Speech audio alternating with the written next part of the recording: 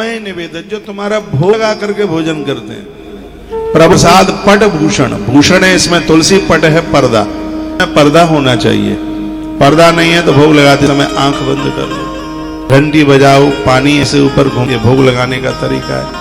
और ज्यादा आपसे बढ़िया हो जाए तो अंगारा जलाओ किसी पाक में, बर्तन में, हवन कुंड में, थोड़ा सा उसमें 1 चम्मच घी डाल दो, फिर उसमें माचिस तीली सुलगा दो, उसमें से लौ निकल के बाहर आ जाए तो 5 खूंट तोड़ के उसमें डाल दो। ये 1 नंबर की विधि है भगवान भोग लगाने वाली। ये थरिया दिखाना तो 25-30 साल से चल रहा है, शायद इतना भी नहीं हुआ होगा क्योंकि लोग आलसी ज्यादा गए ना, 100 आलसी हो गए तब 1-1 पैदा हो गए, 100 के बराबर 1 आलसी। और थरिया दिखा दो, नहीं तो पहले अग्यारी होती उसमें डाली जाती थी आहुति, और भगवान बड़े प्रसन्न होकर के स्वीकार भी करते थे। सब परंपराएं खत्म हो भी जा रही हैं, परंपराएं खत्म हो रही हैं। घर में रही नहीं, सूप नहीं रहा। गोवर्धन महाराज की तो पूजा ही पूरी नहीं होती। रही जानते हैं, मठा निकालने वाली उसको हमारे यहां तो बोलते हैं मथानी, मथानी तो मटकी होती है और नीचे बौण होता है, अंडा होता है लकड़ी का। हाँ आप समझ गए, गिरिराजा में इसको रखना पड़ता है, आपके घर में होगी ही नहीं। परंपराएं खत्म हुई हैं, सूप घर में नहीं है। दिवाली पर दरिद्रता तो इसी को फटकार करके बाहर निकाली जाती है।